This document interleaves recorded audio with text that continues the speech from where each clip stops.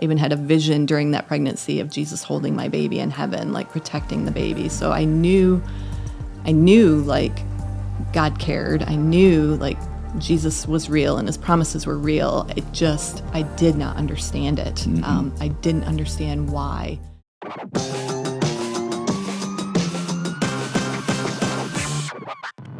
This is the Made to Advance podcast.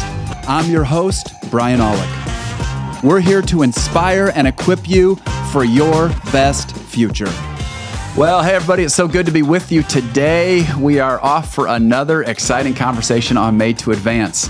And listen, I know some of you have just listened to us for a very short amount of time. This may be your first episode today. Others of you have been with us a long time. I'm going to ask you a favor though. No matter how long you've listened, could you actually hit pause right now and rate and review us? That is a massive help to the podcast, and I know it's an incredible encouragement to our team. And while I say that, we have an email now for Made to Advance. It's mta@engedichurch.com, mta@engedichurch.com. And we would love to hear your feedback. If you've got ideas, if you've got notes of appreciation, you name it, send it to us. And I know myself and our team will be really encouraged. We read every email that comes in, and so we welcome yours.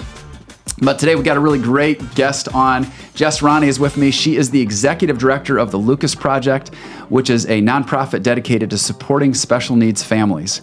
Jess also hosts the podcast Coffee with Caregivers and has written several really encouraging books.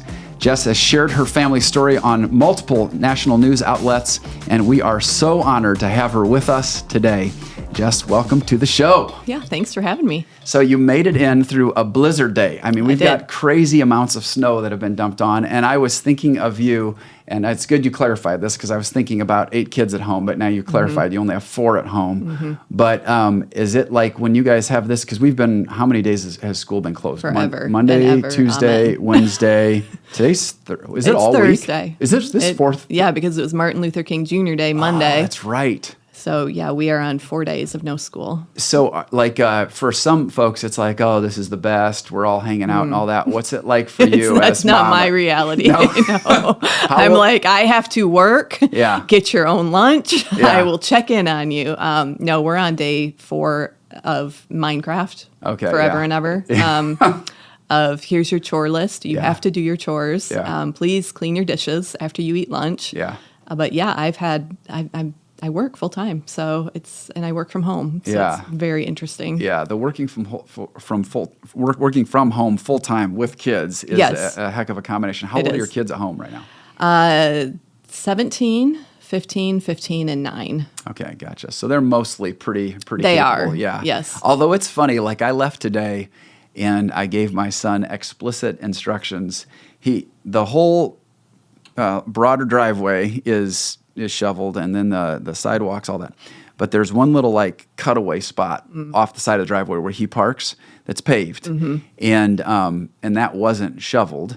And so I see him out there ready, getting to pull away. And of course, instead of shoveling around his car, it's maybe 2 feet of snow, like width-wise and whatever we got in inches. Right. Of course, instead of shoveling, my man just drives over it, pulls up. He's about to brush all the snow off of his car on the part of the driveway that had already been cleared. And so then I say, no, hey, if you're going to do that, you need to shovel all that snow off. And then, by the way, go shovel your little spot over there. Right. So when I leave the house, he's already gone. I look at his spot. He shoveled in the front part of his car, like where he has to kind of pull out to get into the, get out of a spot.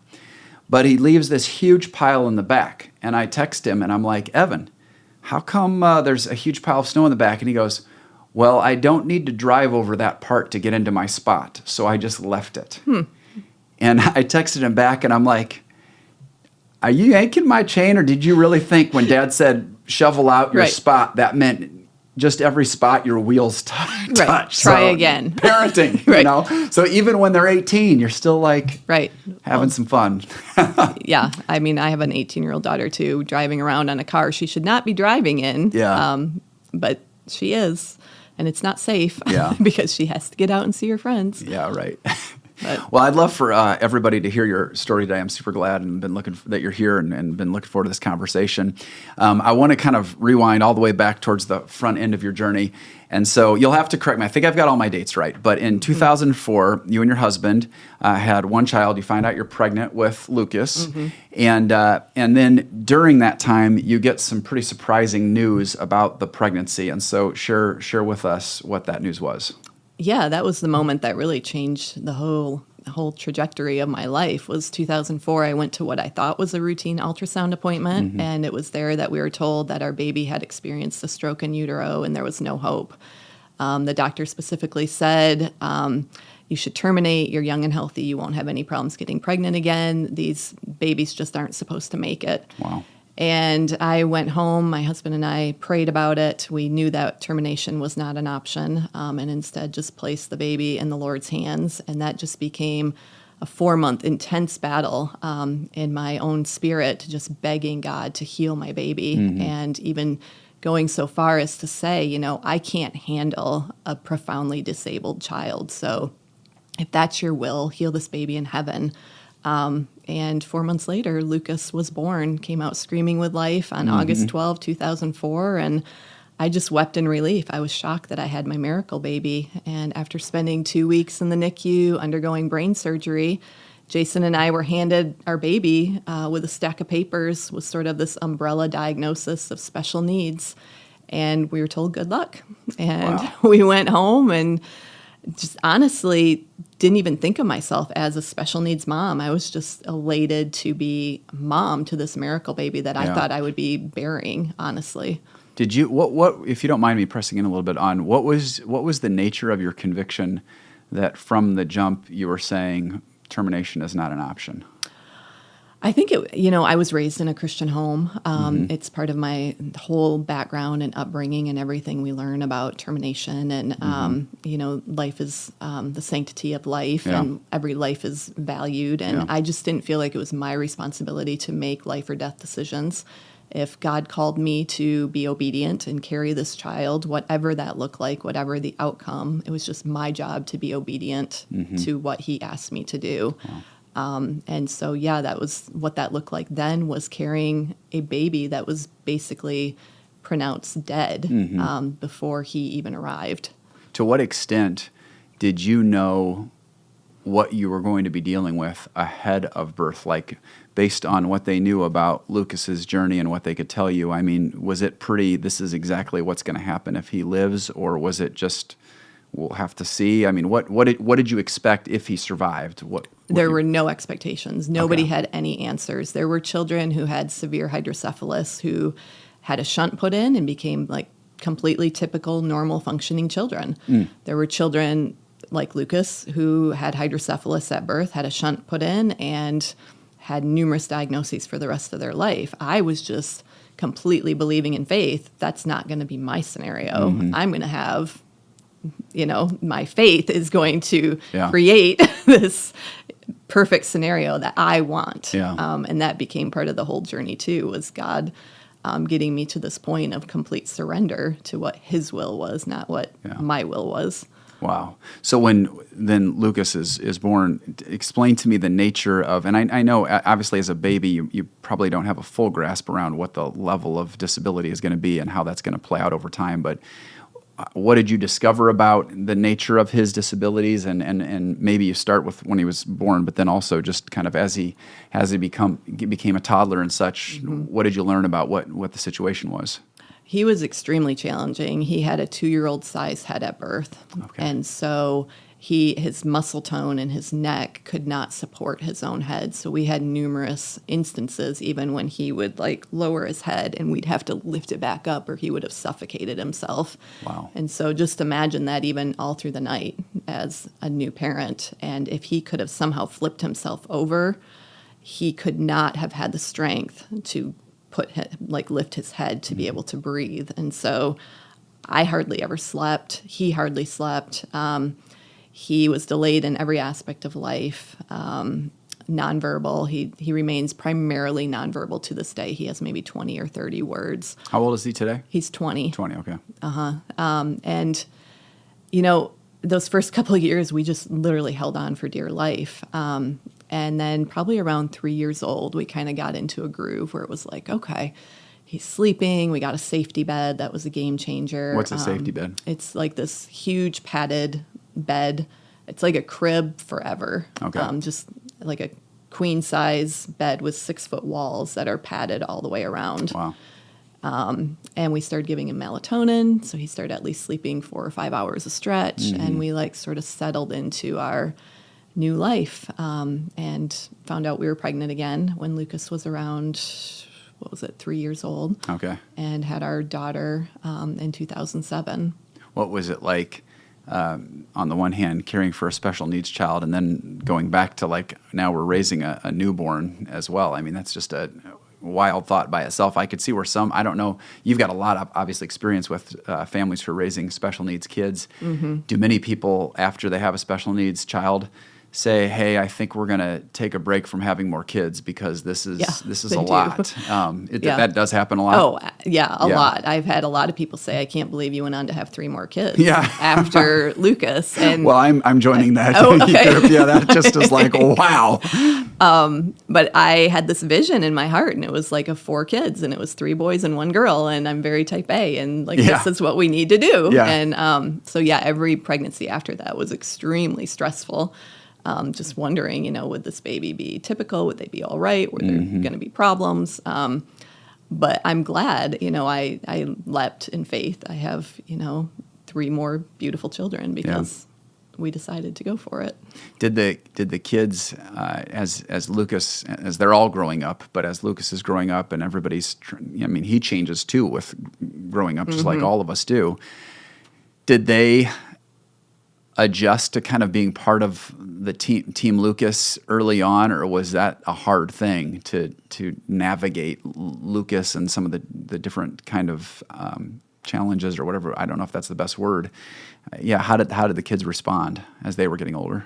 I think we've all always kind of rallied around Lucas because he needed more help. And even Caleb, my oldest, he was 2 when Lucas was born, and it's just always been a part of his reality. It's just his brother. And, he went on to have 6 more typical siblings. That's further on down the story. But I can see how there could be a lot of focus on the special needs, on the disability, if that's 1 or 2 children, I think. But when you have 8, and so you have the blessing and the opportunity to see so many other children also, stepping into their roles and their purpose in life. I think Luke was always just Luke, and we all tried to assist him in whatever ways he needed assistance. It's tough because for those of us who haven't had a special needs family member, we don't know what that day-to-day looks like, and obviously it varies upon what any given person is dealing with, and even the season of life they're in.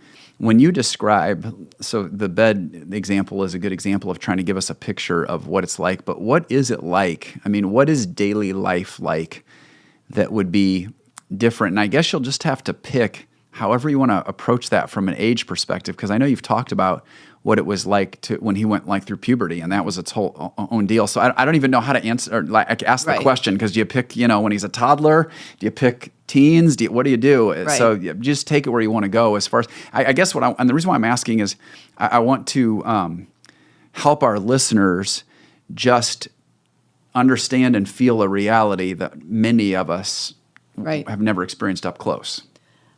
Thank you for asking that, first of all. And we created a documentary to address that.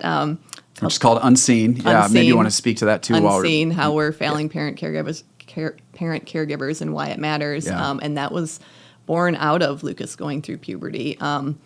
Lucas has always been very challenging. He is nonverbal, numerous diagnoses. He needs assistance in every aspect of life, bathing, feeding. He's in diapers.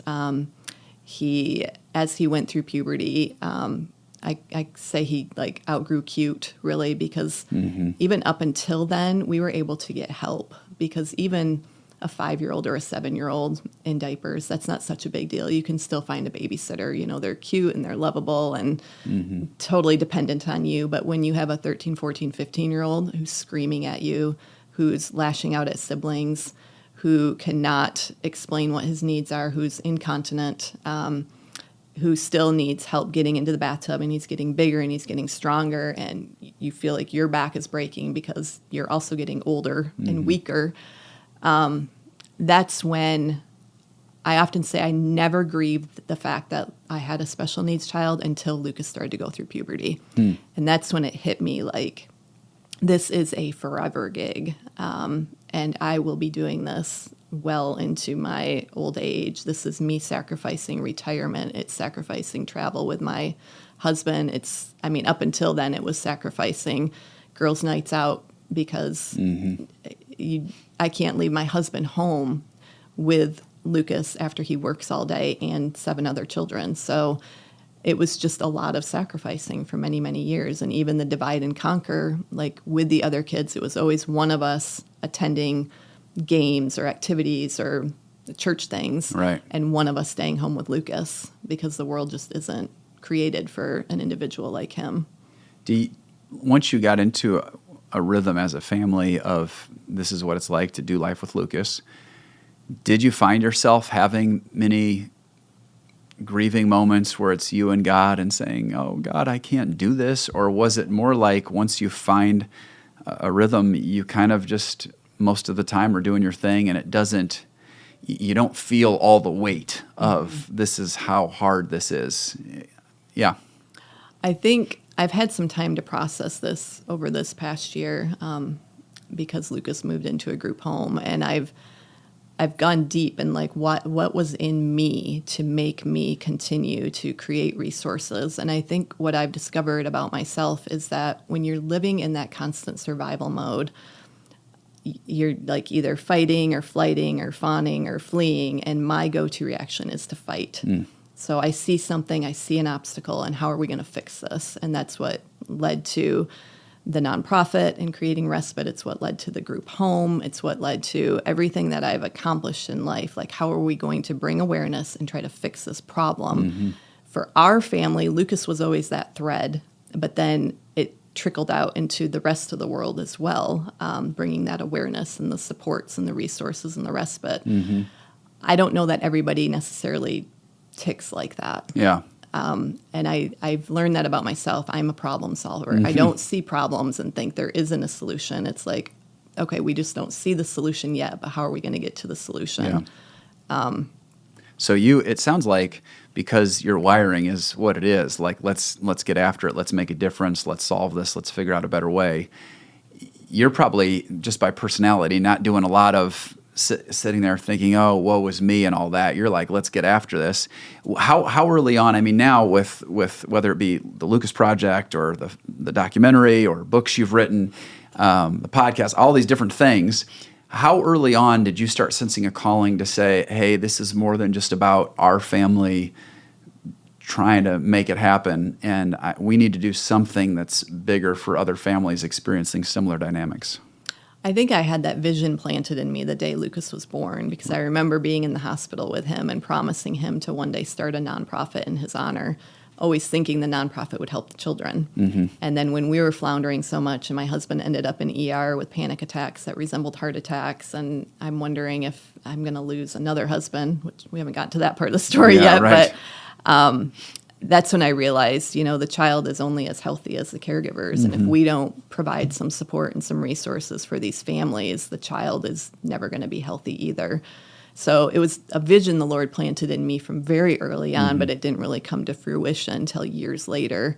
How old was Lucas when the Lucas Project started? About 15. Okay, yeah. So you really had to sit and, for a sustained amount of time, just be a mom. Yeah. And then you're probably praying, germinating, dreaming someday and those kinds of things, but waited quite a while. Yeah, it was like actually kind of on the bucket list. Yeah. Like someday I'd like to create this nonprofit. Yeah, I really love that, though, because I think a lot of times what happens when people have different kinds of dreams and visions that God puts in their heart is if enough time elapses, they end up concluding, you know what, maybe this just isn't to be, or just kind of gets backburnered, forgotten, whatever.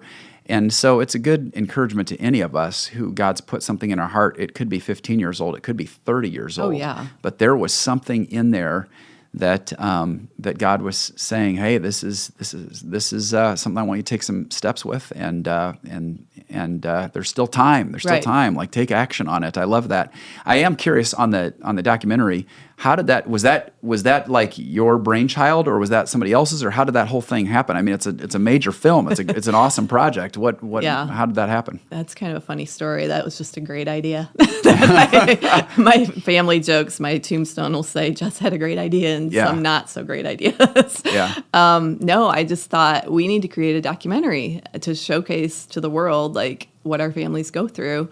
And so I hopped on Facebook and just did a Facebook post. Hey, I have this great idea. Yeah. If there's a filmmaker or producer anywhere that would want to get together for lunch, I would love to discuss it with you. And there was a filmmaker in Nashville, and his wife was a producer, and they saw my post, and they reached out, and we got lunch. And 4 years later, we created this documentary. They followed our family around for 4 years. That's how long they've. Wow. Mm-hmm.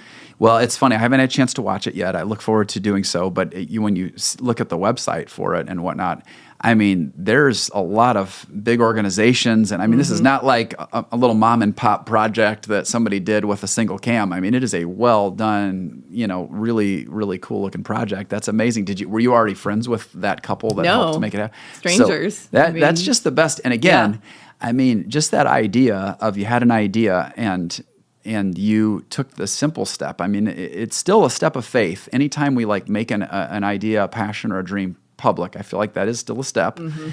But you posted on Facebook. I mean, you didn't borrow, $1 million.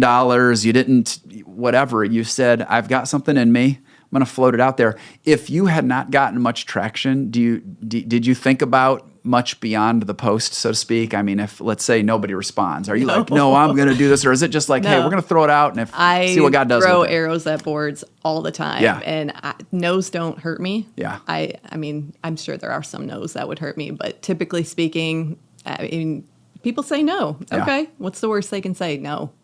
But I mean, you get a yes here and there, and those yeses can be incredible. See, that by itself is just a great leadership lesson and life lesson, because so many of us are scared of the no. I mean, feelings of failure, feelings of rejection, feelings of I'll never do this. And when you really make peace, I hope I don't mess it up, because you said no's don't. What did you say? No, no's don't scare me. What did you just say? It was good. Yeah, I don't remember what I said. We'll look it up and we'll make it a quote. But that's just a great way to look at life, because the more you're willing to plant seeds and see what happens, I mean, stuff comes, and the fewer seeds you plant, the fewer plants are going to grow. I mean, that's just the way it is. So, but you have to be okay. I think of Jesus' parable of the seeds in the soil, and even though I don't think he meant it to be this mathematical equation, the reality is 3/4 of the seeds did not end up producing anything. It's one that specifically grew up and then grew to something magnificent.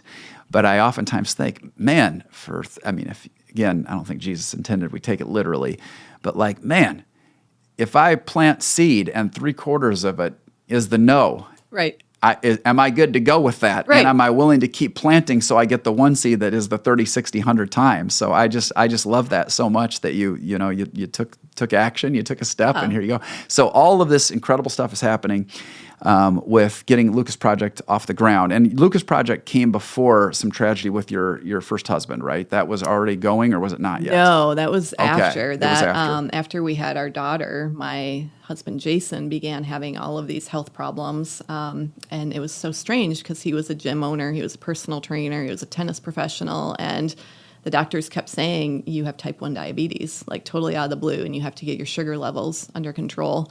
And he was doing everything in his power to get his sugar levels under control, but he had vision loss and disorientation and weight loss, and one night he passed out at home and was rushed to the local ER, and it was discovered that he had a baseball-sized brain tumor. And so they did immediate surgery, and it wasn't cancerous at that point, so we were given the option to watch and wait.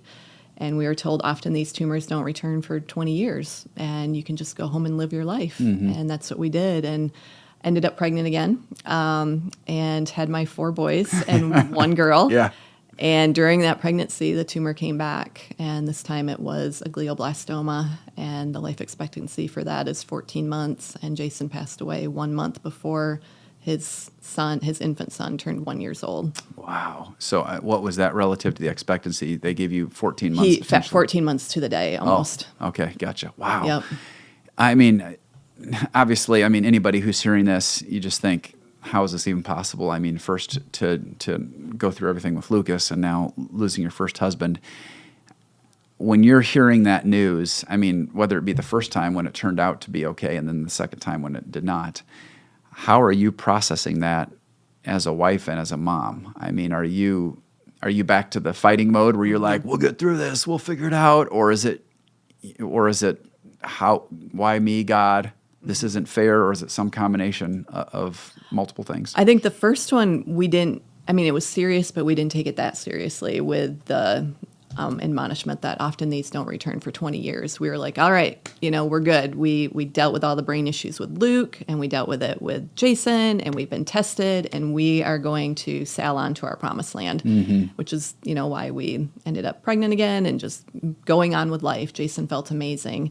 When it came back so quickly in the middle of my pregnancy, my go-to emotion was anger. Like, that was the fuel I tapped into for probably 14 months, like just raging, wailing, wrestling with the Lord. I do not understand why you would call me to this. Like, I am 32 years old. I have 3 children, 1 with profound disabilities, pregnant with a 4th, and a dying husband. Like, great job, Lord. And just wailing, lamenting, and honestly would even read about Jesus in the Garden of Gethsemane often with his lamenting and, Lord, take this, or Father, take this cup from me. And what it boiled down to for me, just like Christ, was, but not my will, but yours be done. It, like, literally a week or 2 before Jason passed away, just on my knees in surrender, you are God and I am not. Blessed be your name. I do not understand this, but I will be obedient to what you want me to do. Were you ever tempted to really walk away from faith or anything like that? I wasn't. No. No, my faith was so real to me after going through what I went through with Lucas and that pregnancy. Like, Jesus Christ was so real. I even had a vision during that pregnancy of Jesus holding my baby in heaven, like protecting the baby. So I knew like God cared. I knew like Jesus was real and his promises were real. I did not understand it. I didn't understand why I had to walk through so much pain at such a young age with such a young family. Right. What were the support networks like around you at that time? And we really didn't talk about, when you were talking about what it's like to raise a special needs child, we didn't get into the support that does or does not exist around you. But now you're a single mom with a special needs child and a bunch of other kids. What is the support network like in the community at that point for you in general and also relative to special needs? That's an interesting contrast. When Jason was going through cancer, I had more help than I knew what to do with. Like, I did not make a meal for years. I didn't mow my lawn or do my laundry or clean my house. I went to my mailbox every day and there was money or gift cards, or people came into my house and cut my kids' hair. They took my kids back to school shopping. Like, anything and everything that could possibly be done for me was done for me. And I contrast that to raising a profoundly disabled young man for 20 years. It's been almost crickets. Really? Like, absolutely nothing. And I think in my processing, it's human beings like short-term. That's why we go on short-term missions trips and we take the pictures and we feel good about ourselves. Or, you know, even as small groups, we show up and we help somebody for a short amount of time. Yeah. But we don't know what to do with that family that's raising this challenging child for 20, 30, 40 years. And then this child becomes a grown man or woman. And like, is this family going to expect me to step in and watch this person? Like, there's a lot of fear, I think, and unknowns surrounding that. And I would just encourage anybody listening, too, if you know a family like that, there is no expectation that you necessarily step in and provide care for that child. but provide something, like offer. Give us some examples of what would that look like. Offer a meal, and don't even leave it open-ended, because we're so good at just being like, I'm fine. Mm-hmm. It needs to be like, I'm bringing you a meal Wednesday night, lasagna or tacos. Yeah. I'll leave it on your front porch, so you don't even have to put your makeup on or fix your hair or anything. You don't even have to see anybody. But all those other ideas too: lawn care, laundry, gift cards, haircuts. Mm-hmm. Offer to help with the typical siblings. That was a huge thing for our family, because we were always doing the divide and conquer, because we wanted the typical siblings to have all the normal experiences. Mm-hmm. But one of us would always have to stay home with Lucas. So if you can bring those typical siblings to the football game or the roller skating party or whatever, we want our kids to participate and experience those things. We're just exhausted. Yeah, We're trying to just keep our heads above water. Right. So there are a million ways that you can help without necessarily providing that respite. Yeah, that's really good. I think that, when people have some kind of sickness, I feel like intuitively a lot of people know what the go-tos are. Mm-hmm. I think sickness is at least it seems to me, a lot more common where you see people dealing. I know so many people who have dealt with cancer or some other thing. And we all, with the meals, this, that. And I just think it's helpful to have those practical ideas. It's funny because there is quite an overlap. When my wife went through breast cancer, and she had a bilateral mastectomy, and then after that, the surgery failed, and so we had to go through another round of a major surgery that then involved her back too. And so what was supposed to be a 1-year process became somewhere over 2 years of just, between surgeries, and then there's actually a third surgery involved that no need to get into. And then there's, of course, the treatment itself of medications, chemo, radiation, all this stuff. And I love what you said. People would just do exactly what you said. They would not ask. They would bring stuff over. We had once a small group from church that said, we're just going to come over and clean your house. Mm-hmm. Well, that taught me 2 things. Number 1, I loved that they just said, we're coming. And number 2, I did not realize how many things that we had not been cleaning, because when they left it, I was like, this place looks different around here. Right. But it was so, I'm guessing you would probably throw that out you didn't mention cleaning your house, but I'm guessing you'd put that in the list too. Absolutely. It was so practical. It was such a blessing, because it was just like one less thing off our one thing off our plates, one less thing to do. And I love like the idea of taking the other kids, because everybody's at a different place at their level to wade into situations and to be helpful. Mm-hmm. And some are ready to go into the deep end of the pool. And we have deals with this at church all the time, because you're always trying to help people take a next step. Mm-hmm. And my version of what stretches me is very different than, for some people, doing a mission trip in urban Detroit is just mind-blowing. For some, going to Mexico is like, oh my goodness. For some, and going to Turkey, all these are different places on the scale. But I think what you're saying is so cool, because I don't know who can't take some kids that don't have special needs to a game and just have a great time. That's, or drop them off, and then bring them back home. Yeah, that's a blessing by itself. We're trying right now to this isn't quite the same, honestly, and of course this will be good fodder for thought for our team. But even with foster and adoptive families, again, not the same as what you guys are going through, but there is a lot of need many times associated with those relationships, and trying to get a ministry off the ground here at our church where we can give some practical supports to families in a similar fashion. So I think this is a great conversation. I'm curious, you said it sounds like when you're navigating suffering, so you've navigated now having a special needs child, you've lost your husband. When you think about the core disciplines or practices that you leaned into to just sustain in the midst of suffering, on the one hand, I feel like that you're saying that process of lament and grief was crucial. You're not trying to sweep it under the rug. You're not trying to, you're okay with it, like what we see so often in the Psalms in the Bible, being angry with God and just putting it all out there. It sounds like prayer and scripture were a key part of your journey. I'm just curious, for those who are suffering in some way, shape, or form, and there's one thing I know from 24 years of pastoring now, the level of suffering people are going through is incalculable. It's just really, it's sobering. What else would you say to the person right now who's suffering, and you're encouraging your encouragement on how to navigate tough times? I navigated it so differently in both of my experiences with Luke and with Jason.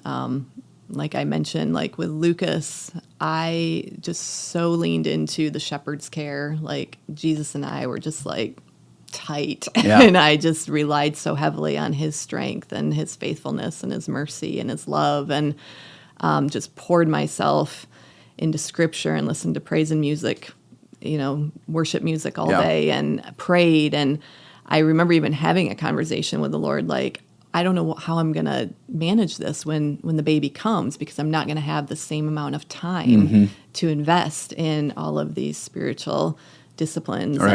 And like the Holy Spirit whispered to me, your work with your child will be your worship. Like your obedience to what I'm calling you to do will be your worship. And that was such a just a clarification for me, and also just an affirmation. Like, okay, so we have this idea of worship as, singing and praising and diving into scripture, but there's also the work, and we don't talk about that as much, and the heart and holiness of that work. And then, with Jason, I was angry. I've been very honest about that. There was a lot of raging and lamenting, and not so much scripture reading. There honestly wasn't time. I was literally just trying to survive day by day with 4 kids and a dying husband.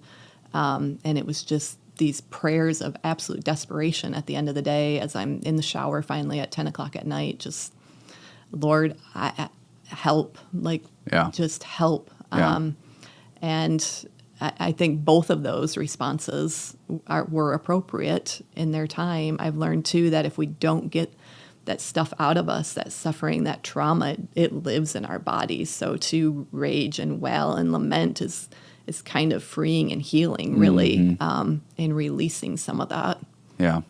So when I think that, so let's go to the first time when you're like, I'm not going to have time, and our work is our worship. I think there are a lot of moms in particular, I would say, but stay-at-home parents in general who are saying, hey, I don't have time to, it's just like child thing to child thing. The most spiritual time I have is when I'm going to the bathroom. It's literally, and even then, if somebody's knocking on the door, you're like, please. Mom. Yes. Yeah, so I guess, it sounds like you had to really look at your day-to-day serving your family as worship. Was just that change of mental framework enough to help you sense a connection and intimacy with God in the momentary in those kind of moments that did it? I guess somebody might be thinking right now, like, hey, I'm changing diapers and I'm not feeling a whole lot of spiritual connection right now to God. So that's what I'm trying to get at. I have a whole story about that. Yeah. I really do. Let's hear it. That was the biggest game changer for me as a caregiver. Lucas was about 15 or 16 years old, going through that very challenging period. I had my first book contract. I had a deadline. I'm building this nonprofit, talking about creating this documentary, like big, important, ego-boosting things. And Lucas is homesick, and he is screaming all day, and he has diarrhea, and I've changed like 10 diapers, and I am fed up because I can't get my stuff done. And I'm running around and huffing and puffing and resentful and, whispering horrible things under my breath. And I heard the Holy Spirit say, this is holy work. Serving your son is the holiest work you can do this side of eternity. You are becoming more Christ-like in your act of service towards your son, just like Jesus came to serve and to heal and to wash people's feet. This is what you are meant to do here on earth. All of that lofty stuff is good stuff, but this is holy work. And it totally changed my perspective from that moment forward, so much so that I had someone create a sign that says, this is holy work, hung it over Lucas's bed. I'm not a very fast learner, and I needed to see it. Got it, Lord, I got it. But from that moment on, it really was a complete shift in my perspective and understanding that we are meant here. We are meant to be on this earth to serve, and in our service we become more Christ-like. Gosh, that's so good. Yeah, I think that we think of these classic spiritual disciplines, and they're important. I mean, nobody's going to deny, it's good to be in Scripture or pray and these sorts of things. But it is true. I think service is its own spiritual discipline. And I think of now, you're just reminding me of a book I haven't read in a long time, Richard Foster's book. It's called Celebration of Discipline or Spirit of the Disciplines. I can't remember. One's Dallas Willard and one's Richard Foster. But for both of them, they would say serving is in itself a spiritual discipline. This is one of the ways we connect with Jesus and grow into maturity. But there is a sense where you have to be intentional about seeing it as such and saying, God, I'm going to meet you in serving. And even this Sunday, I'll be talking a little bit about Sabbath. And it's funny because Jesus would get into fights all the time with the religious authorities of his day about Sabbath. But it was, when you look at the fights, what they're about, it was always Jesus serving people. When they're like, you're not supposed to be helping people today, it's Sabbath. Right.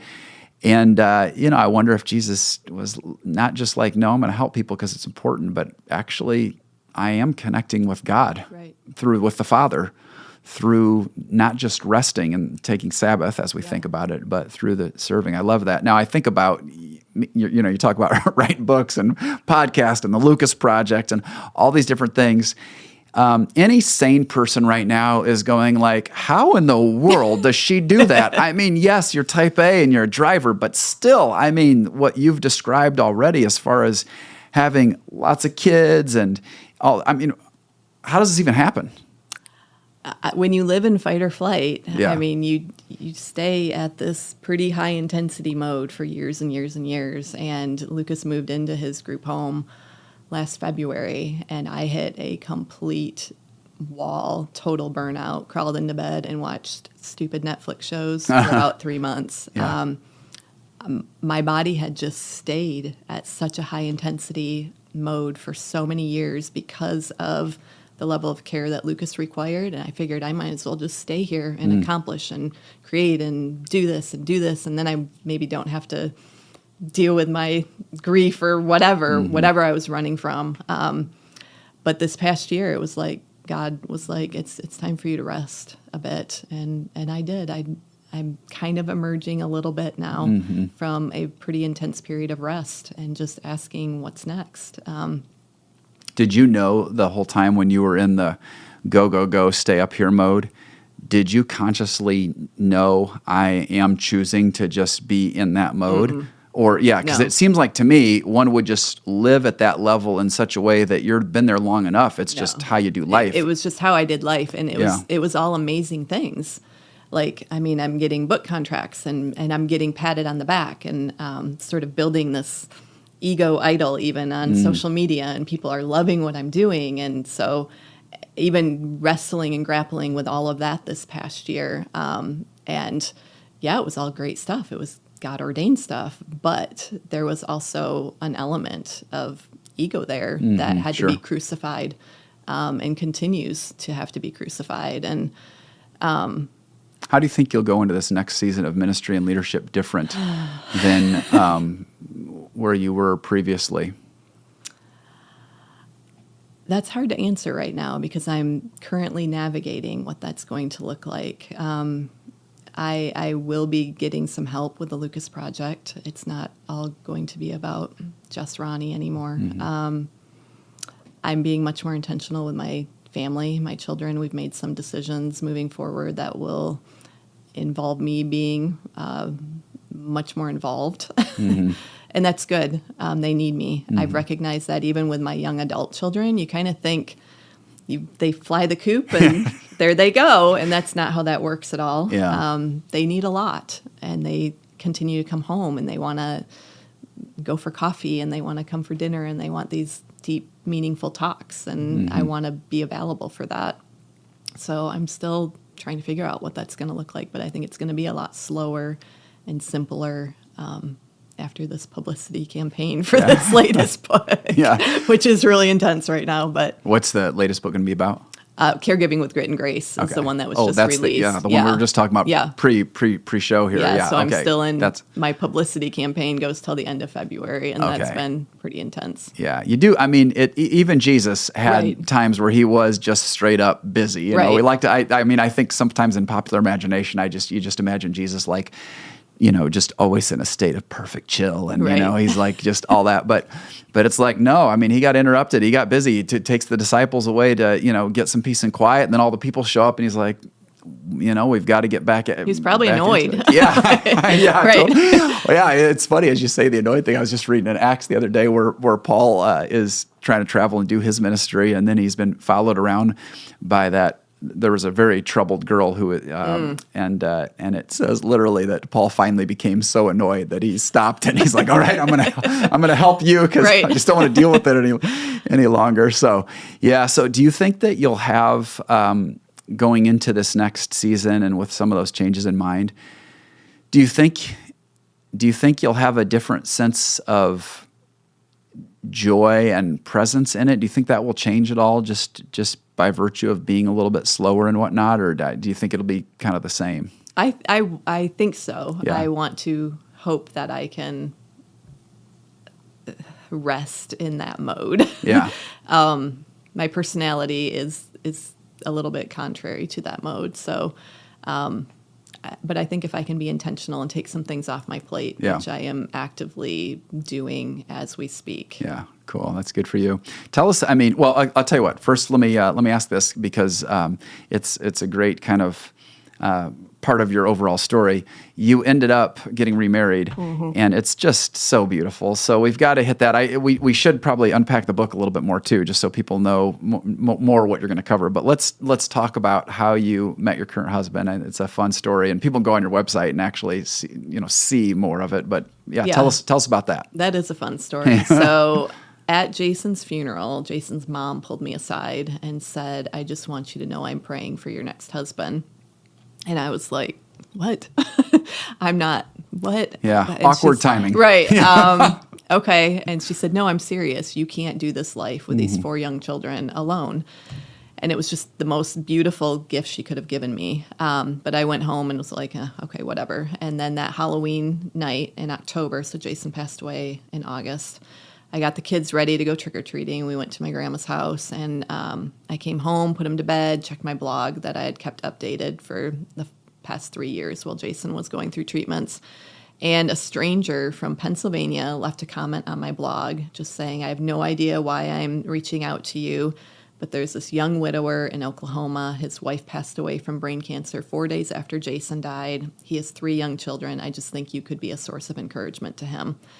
And so I found his blog, just left a little comment like, "Hey, I'm praying for you. If you ever want to talk, feel free to reach out." And woke up the next day to this email from this guy. And that led to numerous emails, phone calls, and we were engaged October. 4 months later. You knew. We knew, and married within the year. So wow, he moved to Michigan. We adopted each other's kids, went on to have the 8th and final baby together. That is so incredible. So, I mean, that's obviously 4 months. You guys knew that you knew. Did he have any sense of, man, I have got to really wrestle with what I would be marrying into, specifically regarding Lucas? Men always ask this. Is that, well, I mean, it's funny because it always comes from men. Like, did he know what he was getting into? So you don't think so? Ladies don't. You just think they're like. I mean, why is it because we're just scared? The ladies are like, he fell in love with her. Yeah. Of course.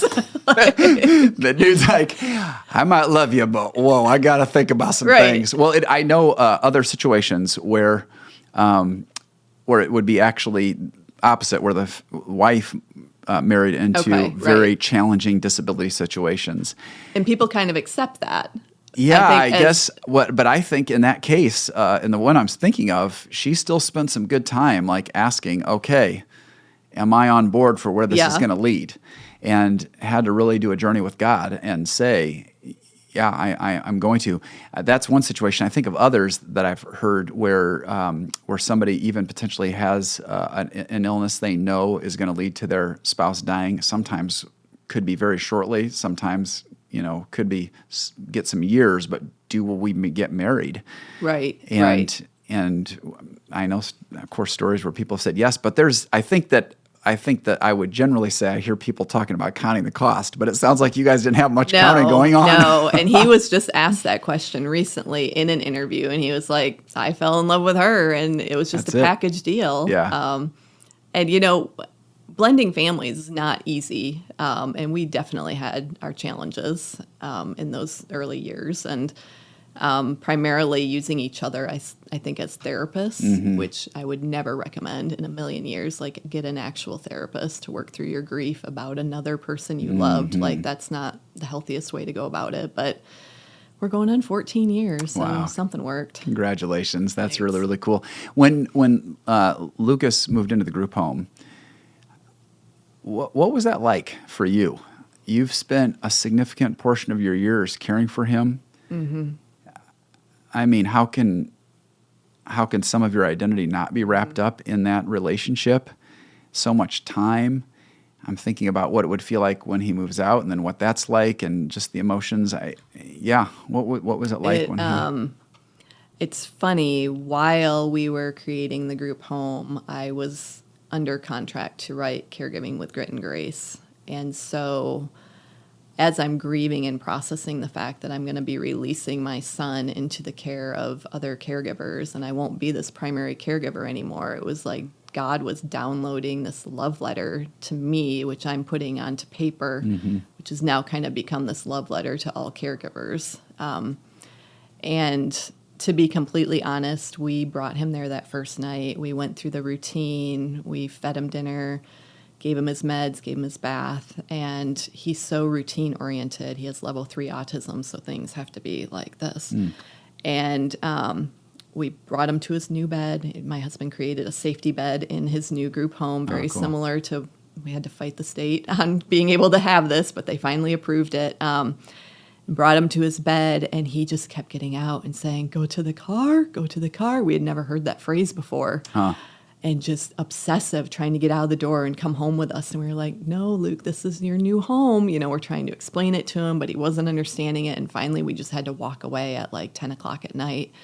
And we went home and just held each other and prayed for his safety and cried all night, just like kept vigil for him. And that first week, it was like somebody died. I can only compare it to how I felt when my late husband died. It was just, there was all this space, and I didn't know what to do with it. And I would walk past like where we fed Luke, and he would smear like food on the walls, and we'd get around to cleaning it whenever. He would throw his sippy cup that had chocolate milk in it, and there was splatters on the doors and stuff. And it only recently, I think a month or two ago, I finally wiped that food and those chocolate milk splatters off the walls. And like, his bed is still up at our house. I can't take myself to like remove his bed. And it's just going to be a process. Like you said, I mean, I've created this whole world around caregiver advocacy. Everything in my life for the past 20 years that thread has been Lucas. And now there's just a lot of space. Do you miss him being at home sometimes, even though it's the right move and all the things? But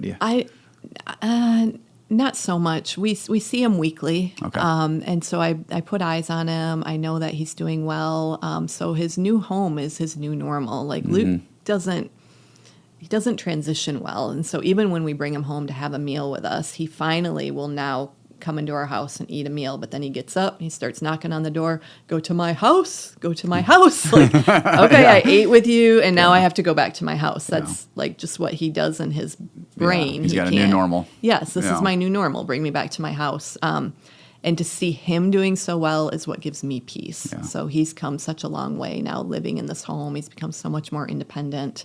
If he were struggling, that would be very, very difficult. Yeah. But I see too all the opportunities his siblings have now, like, and Ryan and I have now. And I understood saying yes to being Lucas's primary caregiver for the rest of his life would be a no to so many other aspects of my life. Mm-hmm. So there's breathing room finally, and I think we're all feeling that as a family. Yeah, that's really cool. It's going to be really, really fun to see how this next season in you guys' journey plays out with regard to, you've maybe gone we'll through. just run away to Italy. Yeah. Buy a villa and sit by the sea. Well, it's wild because our kids are just, we have one that's often married and doing his thing. Yeah, you just had another one a get second one married. just get married, and a third one that's a senior in high school and will go to college as a freshman. And so I think of the emotions we're feeling of some newfound ability to do some things and have some freedoms that we're not worried about. Who's going to stay with Evan or whatever.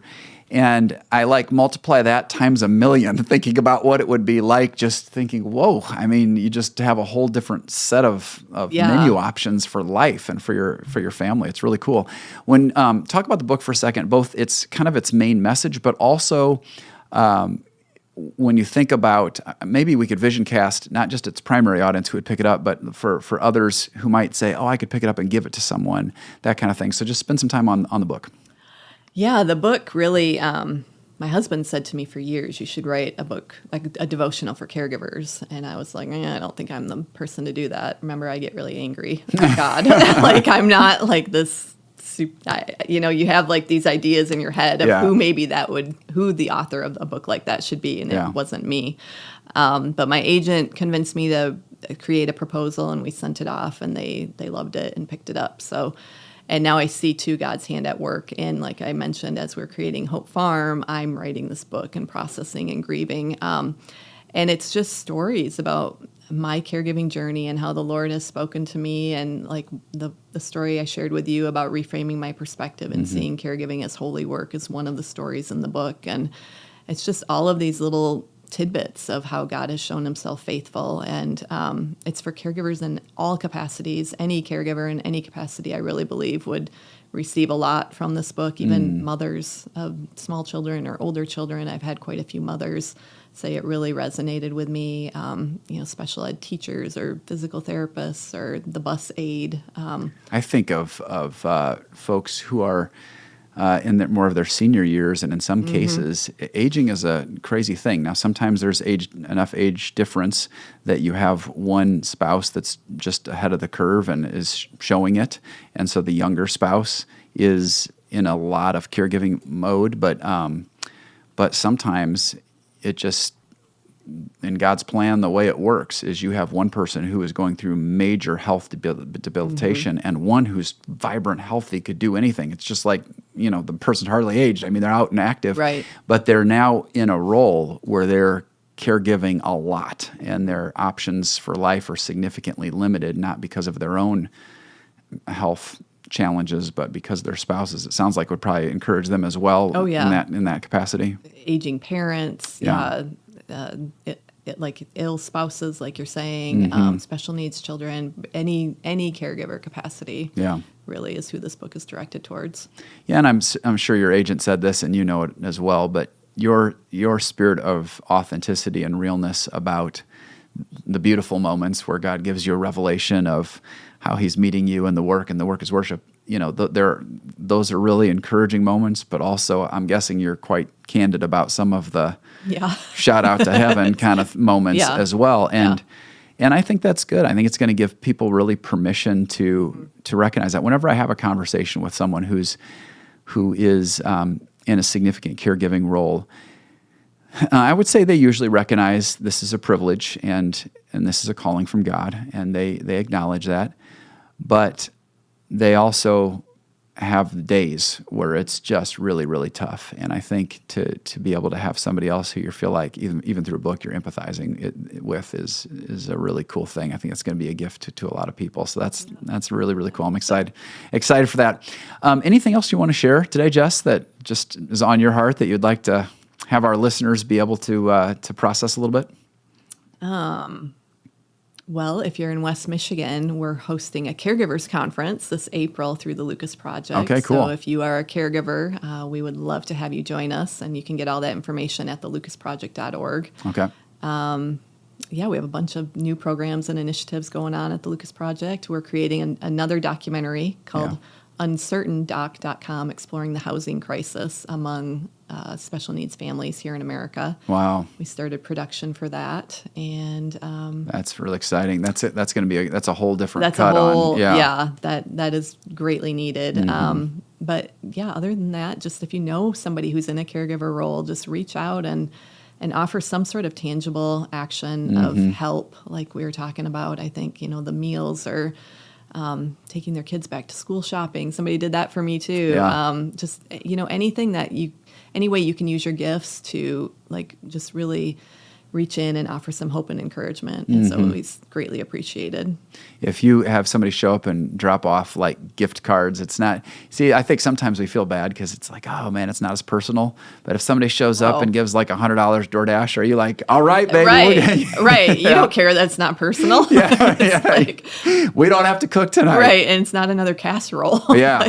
Right. Yeah. So it just, again, I just so appreciate your willingness to say, because I think sometimes, and we have this with a variety of ministries locally here, there is a spectrum from everything from that show up once, knock something out, it's very accessible, to things that are more relational and more ongoing. And I would say the more relational and the more ongoing, the harder it is to find people who are willing to engage. Yeah. And so we pray and hope that changes. And part of where we give opportunities to just try something out is because we hope that through that experience, God might capture someone's heart in such a way that they might be desirous of saying, I want to press into something that's more ongoing. I'm willing to take a risk and be a bit more relational. But I just appreciate you giving us permission to start where we are and not feel like I've got to go straight to the deep end if I'm going to be a help or if I'm going to be a good Christian person. It's okay to start where you are, do what you can, and God will use that. So that's fantastic. You've already kind of mentioned this, but yeah, if people want to follow you, find out more about you, what are all the places they can go? Yeah.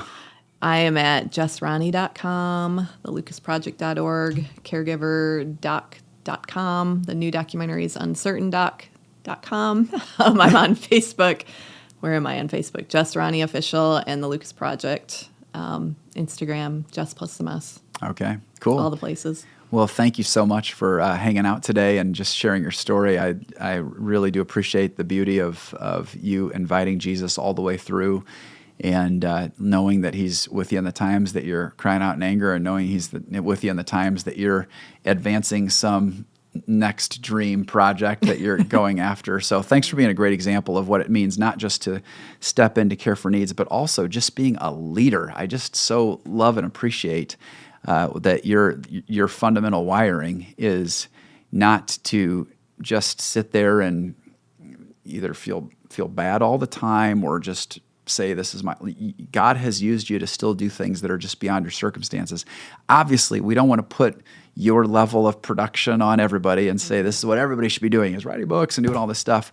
But I think it's fair to say for everybody to be asking the question, hey, God, how do you want to use me? Is there something in me that even in a counterintuitive time of life, is there some way that you could do something through me? And I just love how you've stepped up and stepped into those places, and clearly God continues to just have his hand on those things. And I know the next season is going to be incredible I feel like we'll be leading and living out of a different level of said you can presence. Find me in Italy. Yeah, that's right. So if that we'll put that on your in the show notes. Find me in Italy. Also find her in Italy if you want a one-on-one. So anyway, thanks for being with us today, Jess. Appreciate it. Thank you.